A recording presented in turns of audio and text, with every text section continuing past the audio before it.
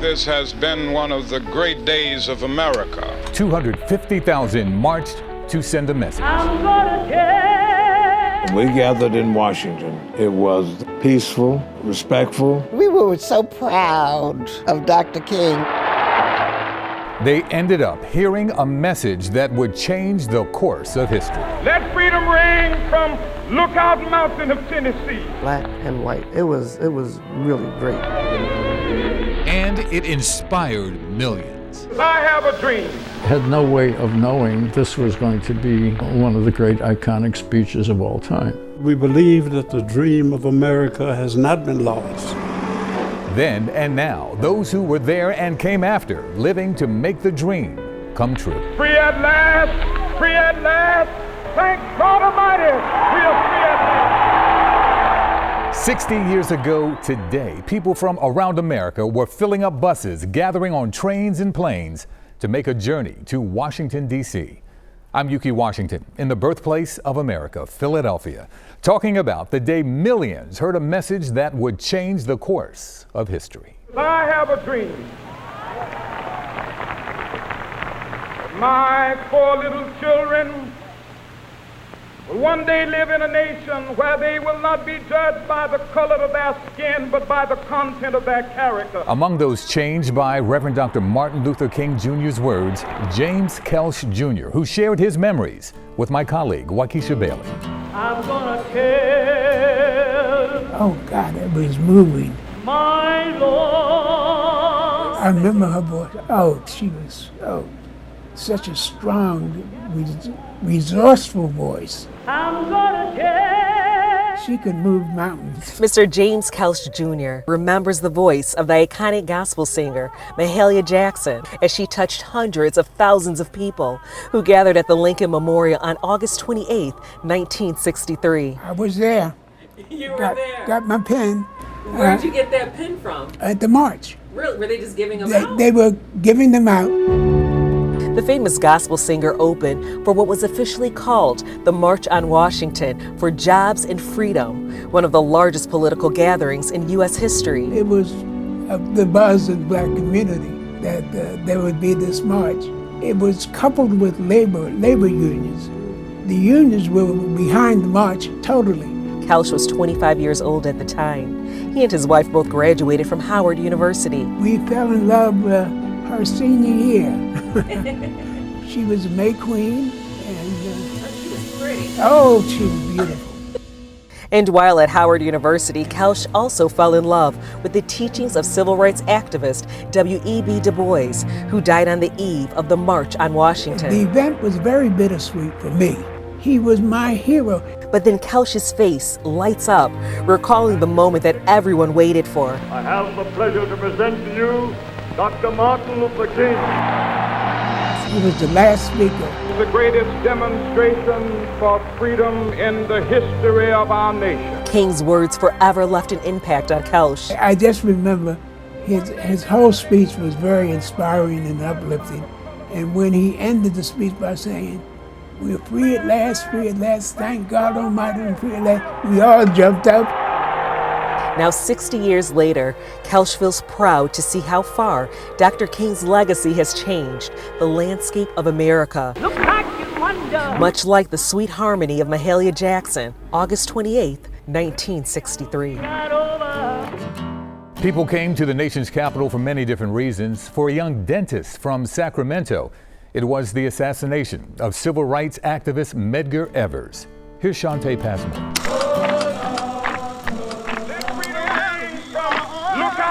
Of Tennessee. Let freedom ring from every hill and molehill of Mississippi, from every mountainside. Let freedom ring. Eugene Spencer vividly remembers that day, the year 1963. The U.S. Air Force veteran born in Claiborne County, Mississippi, just completed his doctoral degree in dentistry at Howard University. I had no idea that there would be so many people there. It was just amazing.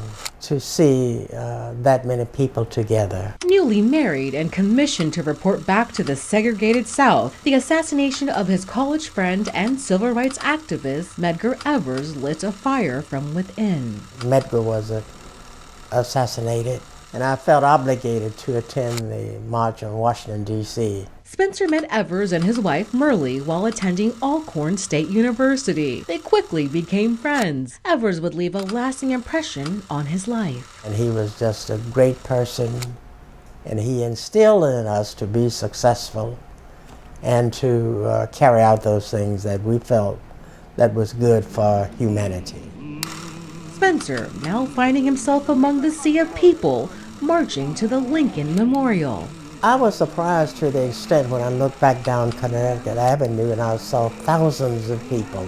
I had no idea that it would be this great and that it would serve such as an impact upon the community. In the years before the March on Washington, Spencer would face unsurmountable challenges, from living in poverty, attending segregated schools, drinking from segregated water fountains, forced to stand at end of passenger trains, and getting assaulted by a white police officer and thrown in jail.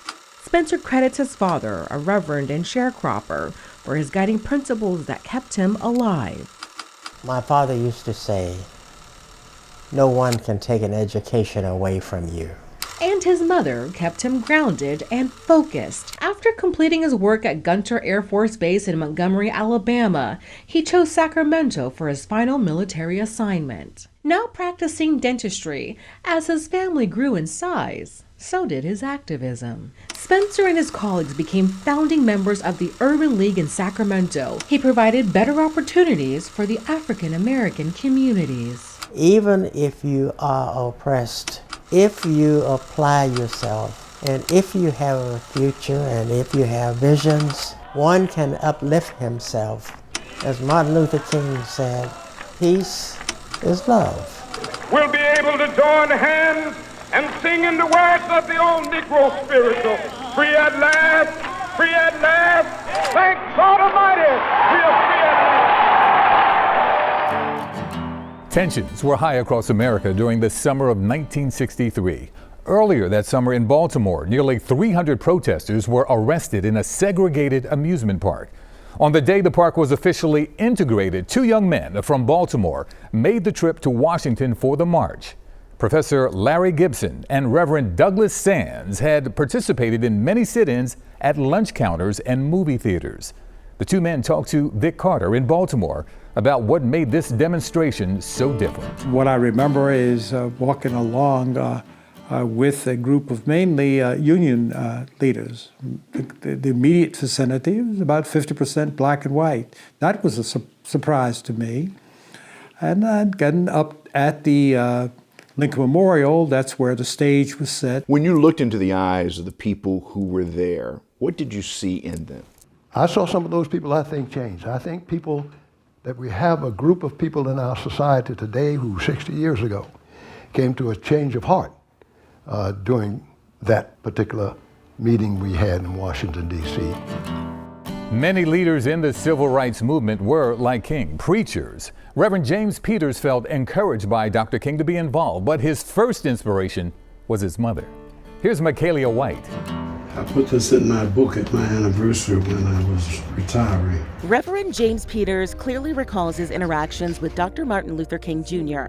Prior to serving 28 years as pastor of Denver's New Hope Baptist Church, Peters led a church in Bridgeport, Connecticut. He presented me with a plaque in front of my whole congregation and the whole city and everything. At the age of 30, Reverend Peters helped organize 3 cars of a train to travel from Bridgeport to Washington, D.C.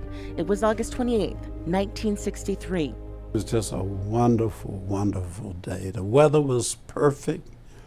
The people were excited. They were singing and dancing and having a good time there at the March on Washington.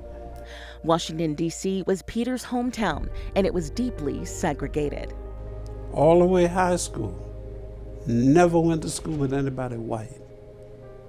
They had a separate school system, separate restaurants, separate movies. Everything was separate churches. Everything was segregated.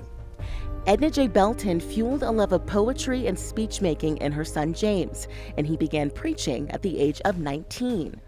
The society told me that I was nobody. My mother told me that I was always somebody. And that was a wonderful experience.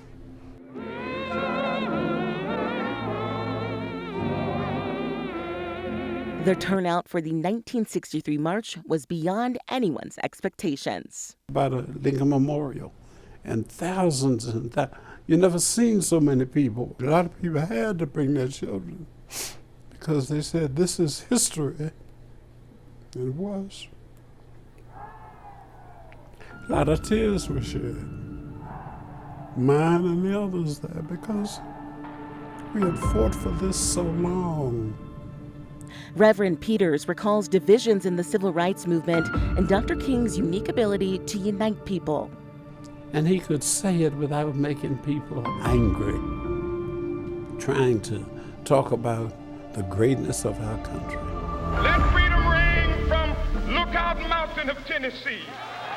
Let freedom ring from every hill and molehill of Mississippi, from every mountainside.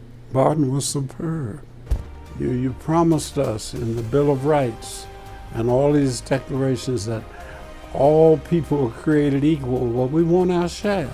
Reverend Peters went on to chair the Colorado Civil Rights Commission, never hesitating to implore Americans to stop looking the other way on the scourge of discrimination and racism. I've had some great experiences. Leading a community of faith and blessed with a large family. I've had a rich and colorful ministry, and it's taken me a lot of places, but I owe it all to Martin.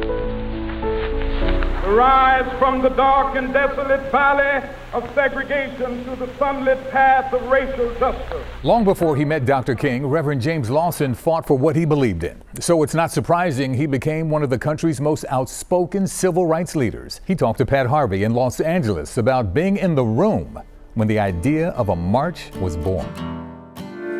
He has often been called the mind of the movement.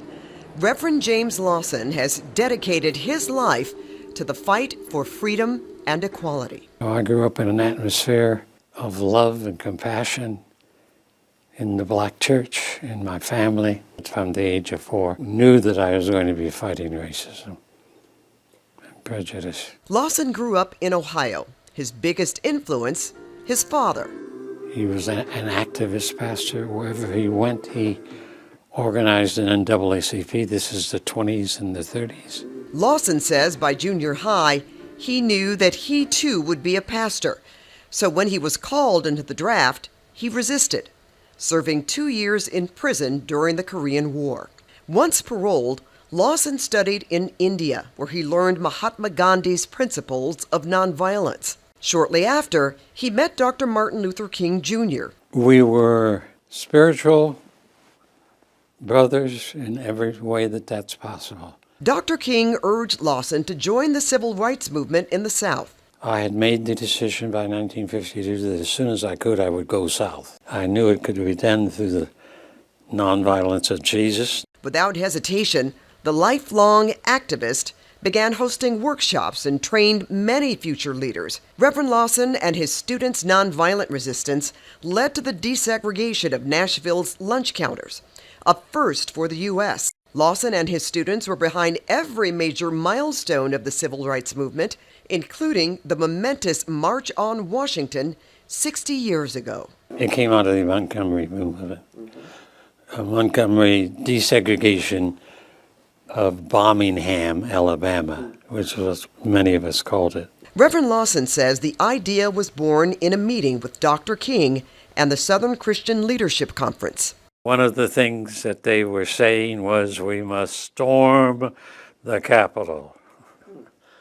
We must surround Congress with 1 million people. No group of people in the United States ever petitioned Congress and the president in that fashion before. Do you feel that this country has taken steps backward? No, You still see progress? of course. All over the world, all over the country. The March on Washington didn't start the civil rights movement, nor the end. Most just kept on marching and fighting for equal rights, including Don Rose, a legend in Chicago politics then and now. With his story, here's Jim Williams. 60 years after the March on Washington, after all this time, it's not every day you interview a Chicagoan who knew and worked with Dr. King. This is a clear memory for you. Yeah, absolutely. It's one of the few pictures I ever had with Dr. King. Moreover, Don Rose, then in his early 30s, helped organize the Chicago contingent that traveled to the nation's capital in August of 1963. By then, Rose had been fighting racism for a decade. In 1953, he pushed for integration here at the Trumbull Park Housing Project. Angry white residents of the community rioted to keep out 10 African-American families. They called you an N lover. Yes, they did. They called me an N lover. When plans for the March on Washington were hatched, Rose and his friend, acclaimed historian and activist Timuel Black, went to work, leading efforts to encourage Chicagoans to make the trip. We had people organizing on the streets like it was a political campaign. We did as much media. Fortunately, the thing did attract some attention. Press coming in, TV coming in to look at us doing our organizing, just as you might call it like a model political campaign. A campaign that was enormously successful. We started modestly lining up one freedom train, and we managed to get enough signatories, enough people wanted to come in, so we had 2 chartered trains. These were charter trains. Charter trains. No one on those trains but those going to Washington for the march. Correct. Others traveled by car and air. Rose says as many as 3,000 Chicagoans were in Washington, joining an estimated 250,000 at the Lincoln Memorial, then the largest ever demonstration for civil rights in the nation. Don Rose was right there with them. You were just in a sea of humanity. It was a celebratory thing. Everybody, we bump into people, oh, excuse me, everybody was, courteous to each other, loving, and, whatever we're doing, I don't know whether we were raising fists or going like this to everybody. All creating one of the pivotal moments and hearing one of the pivotal speeches in American history. I have a dream today. Its impact, though, was unclear to Rose at the time. We did not know, had no way of knowing how this would have reverberated around the world. Even after you heard it and the audience reaction, did you say this is going to be one of the iconic moments in world history? Had no way of knowing any more than hearing him speak in Chicago a year or two earlier, that this was going to be one of the great iconic speeches of all time. That began to seep in after we came back to Chicago. Later that year, Rose was an organizer of the black student boycott to protest segregation in Chicago public schools. At least 15 schools that we can say have a virtual total boycott. And when Dr. King lived in Chicago in the mid-1960s to fight for equality here, Rose was his press secretary and advisor. Rose compares Dr. King's speeches to the great jazz musicians. The way a Charlie Parker or John Coltrane would state the theme, state the melody, go off for a wild improvisation, and come back right to the note. Rose, soon to be 93 years old, has been a stalwart of progressive politics in Chicago. Jane Burns, campaign manager, as she shocked the Democratic machine to win the race for mayor in 1979. When Byrne later embraced the very elements of the machine she had decried, Rose supported the man who defeated her, Harold Washington, Chicago's first black mayor. We asked Rose how he sees himself. Lifelong progressive, trying to take as many steps forward and absorb the blows backward, and I guess I'm still doing it. One New York man in the crowd that day was a Korean War veteran who was accepted to serve his country, only to be turned away from restaurants when he returned home a hero. Alicia Reed shares the story of Nat Williams. A trip down memory lane with Korean War veteran Nat Williams. Williams was 31 years old at the time of the march on August 28, 1963. That was a beautiful time. We felt like we were accomplishing something. He had returned home from the war years earlier, injured and feeling like a hero, but experienced racism. I got my question, got all my little medals on and stuff, you know, and I'm a vet from Korea. And we go into the restaurant, and the guy tells me, I can't eat in there. It was embarrassing. I bled all the way across Korea with this thing for this flag. In the 1960s, Dr. Martin Luther King Jr. was making headlines and drawing large crowds while protesting. At the time, Williams was living in Harlem and meeting other high-profile individuals. Malcolm put his hand on my shoulder. He put his hand on my, he said, you just keep that kufi on. You be all right. That's Malcolm X. I didn't know who he was. What the veteran did know was that he wanted to be a part of the movement.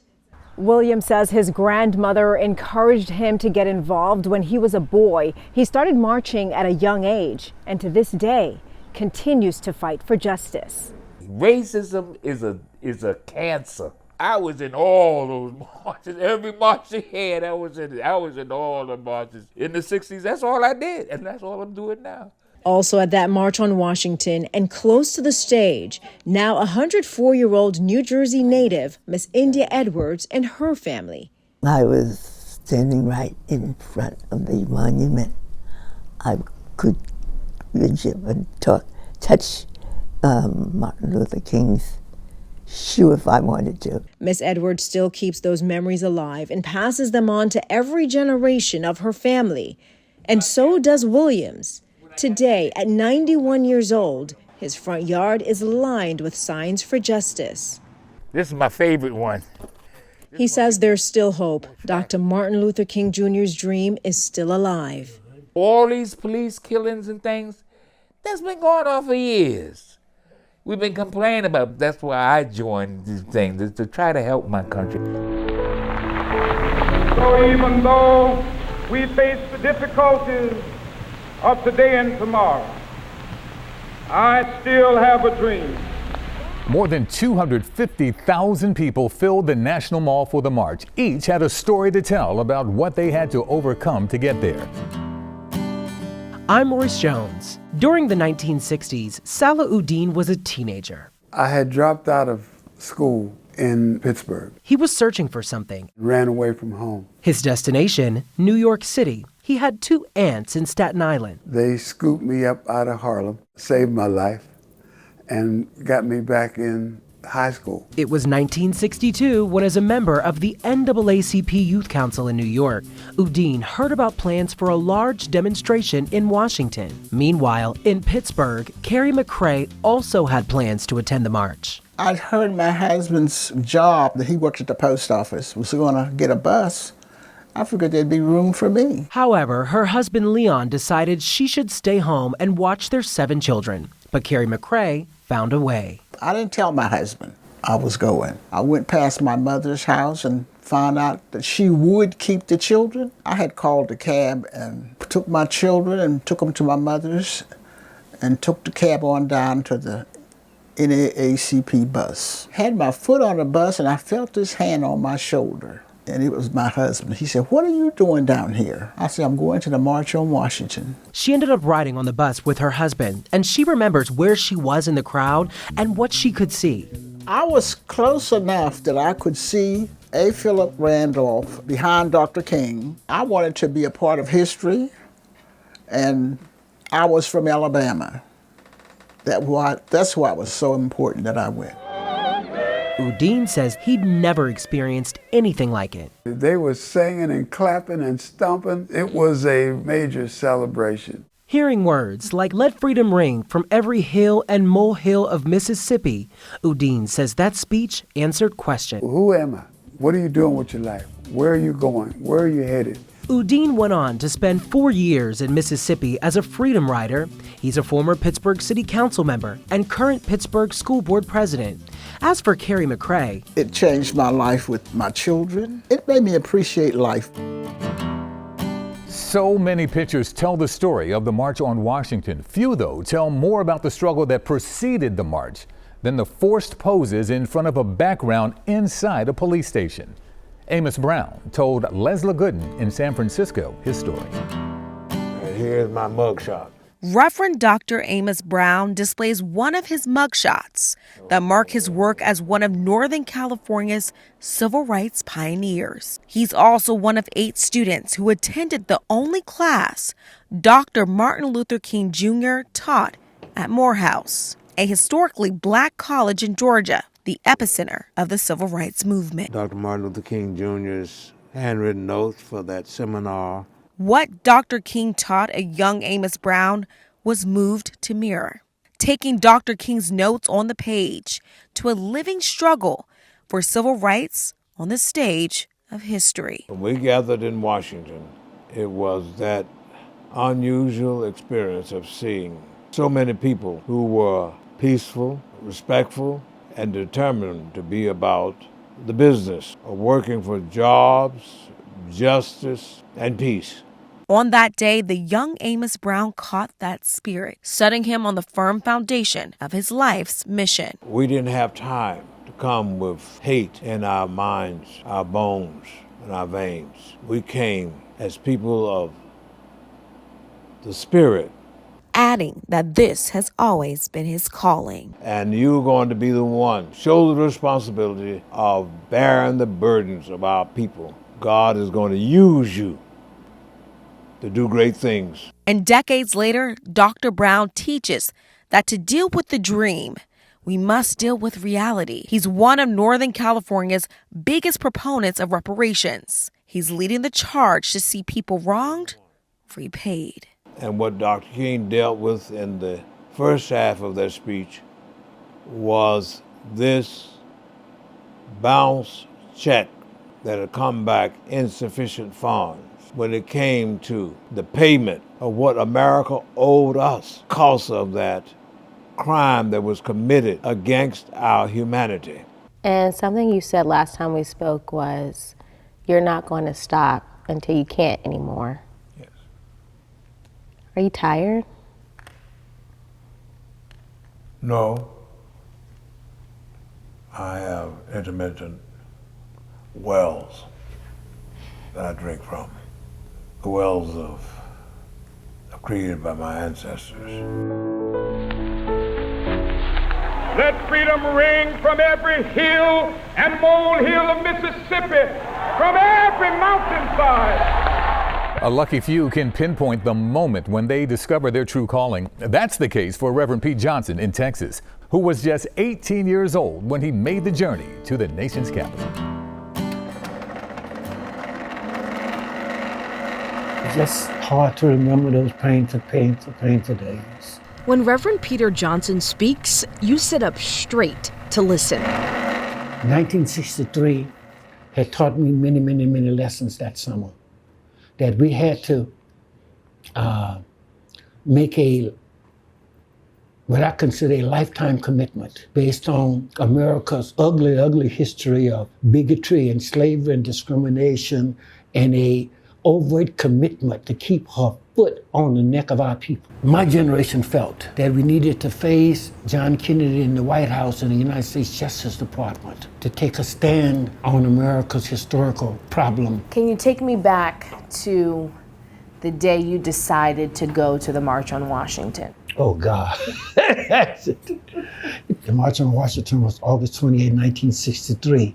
The fact that I remember that date easily let you know how much the March on Washington meant to an 18-year-old black kid growing up in the civil rights movement.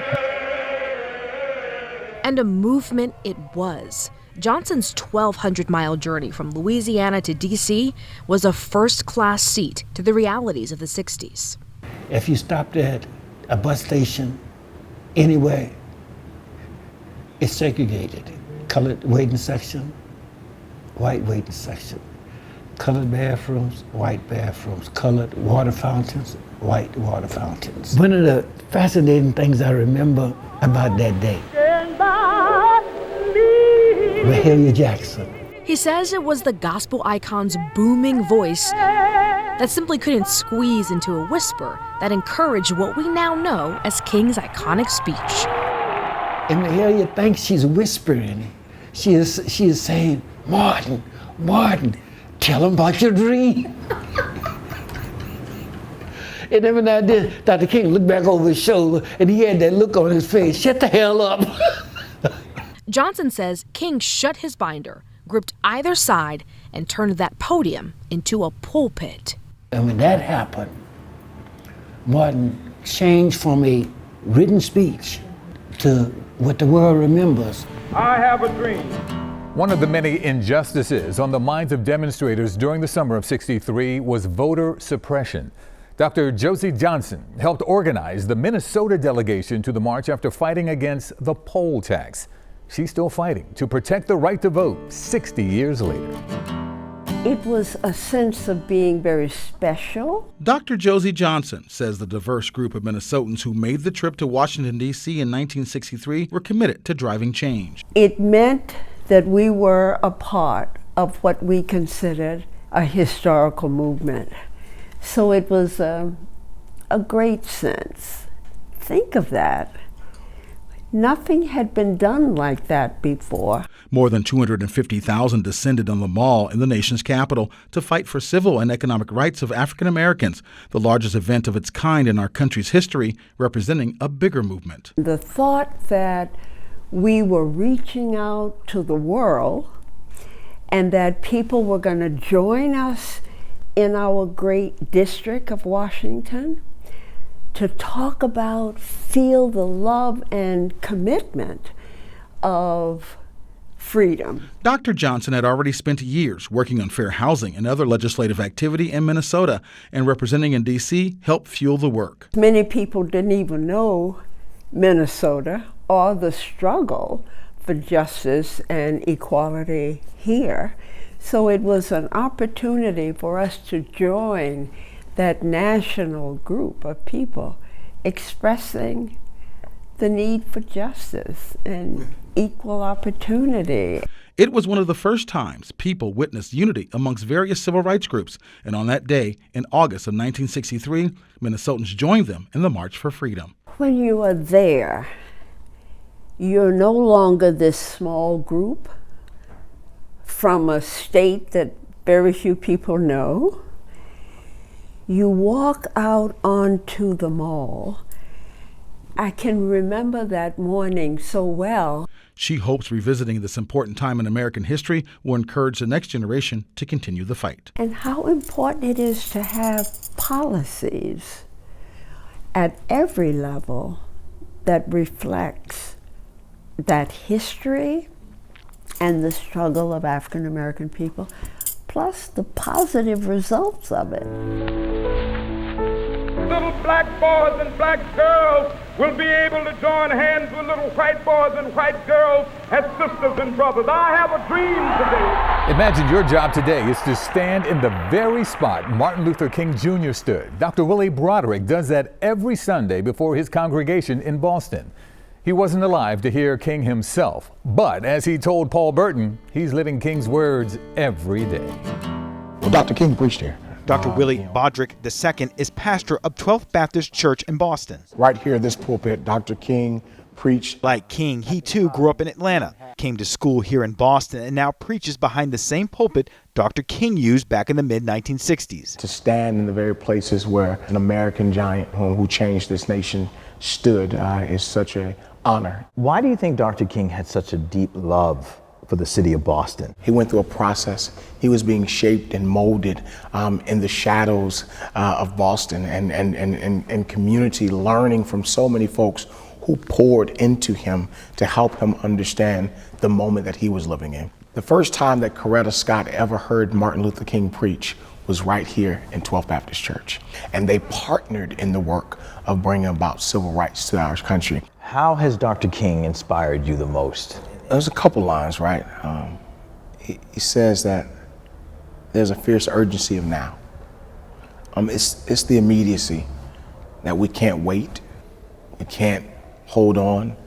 We've got to act right now. If we don't act now, what's to come will be irreversible. Unfortunately, King's dream is still yet to be realized. We've made gains, and we can all acknowledge that, but there's so much more work that we have to do to ensure that equity is made real in the lives of American people. And we have to fight right now because we're seeing this effort across the country to erase some of the legacies and stains of our history that should be upheld, so we remind ourselves of who we do not want to be as a nation anymore, but we want to be the best of ourselves. And as King said, we can truly sing, "My country 'tis of thee." Dr. King was editing his speech right up to the very moment he delivered his most famous words. But the core of the speech came together on a balcony in Miami. Tanya Francois takes us to the Hampton House. We shall overcome someday. John Doe still has the ticket he was given to attend the March on Washington. We were honored people to be there. He and his late wife Patricia were active members of CORE, or Congress of Racial Equality. The two boarded a bus like this from Miami, known then as the Freedom Train, and headed to D.C. Several people took to the podium, including John Lewis. John Lewis and others of the younger generation, in the 20s, were angry. But Martin Luther King had more than just anger. It was some kind of form of love that he had for America, that America could change its ways. And that's what his I Have a Dream was about. Dr. King wrote several versions of the speech, originally called Normalcy Never Again. One of those versions was written right here at the historic Hampton House. Dr. King practiced that speech right here on this stoop. He paced back and forth rehearsing, and it's the speech we now call I Have a Dream. He did say it at the Hampton House before he said it in Washington, D.C. Now we know that's true. Dr. Enid Pinckney helped save the historic Hampton House. Because of segregation, African Americans had few places to stay in South Florida. This was Dr. King's favorite.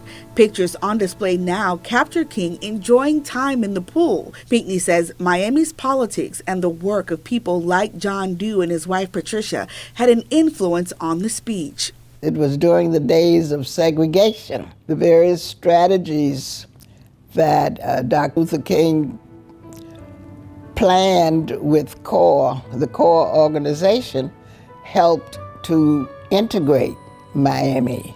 Pinckney didn't attend the march then. She was too young. But what happened that day would stay with her and so many others. And we were so proud of Dr. King. We were so proud that we had a black man who had the courage to say to America that we need to change and that this country needs to change. And we need to treat all Americans as equal.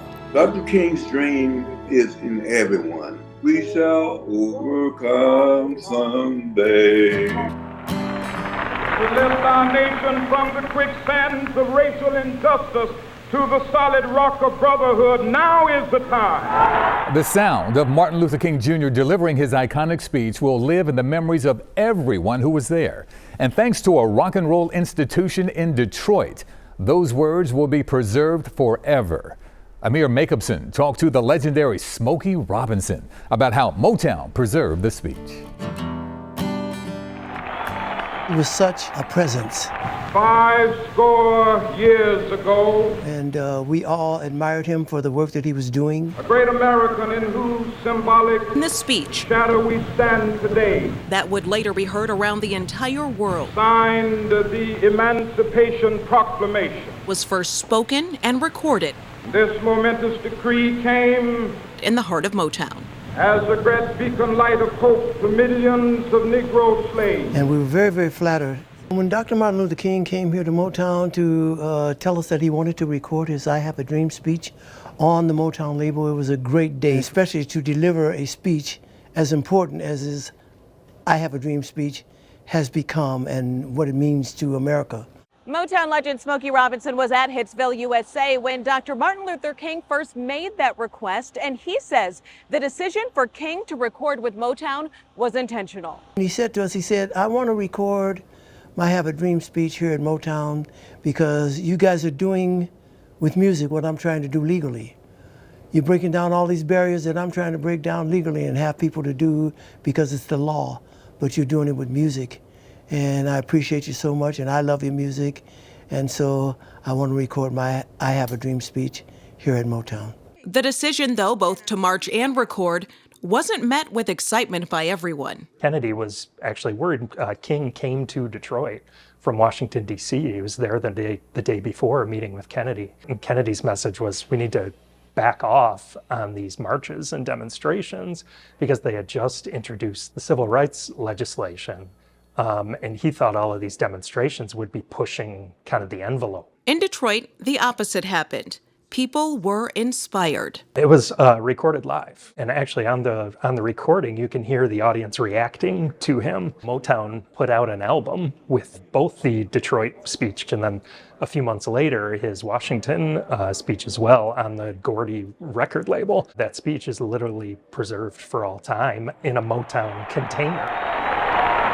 It was the unity, it was the pride, it was hearing something that you never heard before. That excitement and passion here in the Motor City. He was Dr. Martin Luther King. He was the black president.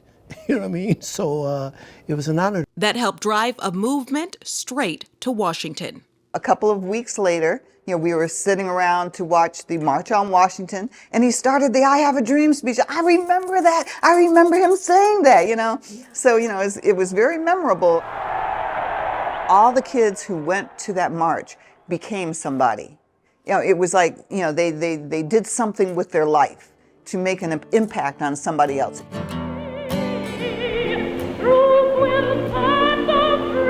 August 28th, 1963, I had just turned 5. And as the years went by, my parents made it their mission to not let the words spoken on that historic day pass me by. Ever since, creating change through diversity, inclusivity, and equality has been foremost on my mind. The Reverend Dr. Martin Luther King Jr. set the table for the future. Many things still need to be done to make the dream reality, but I am willing to put the work in. I hope you are also. Still marching.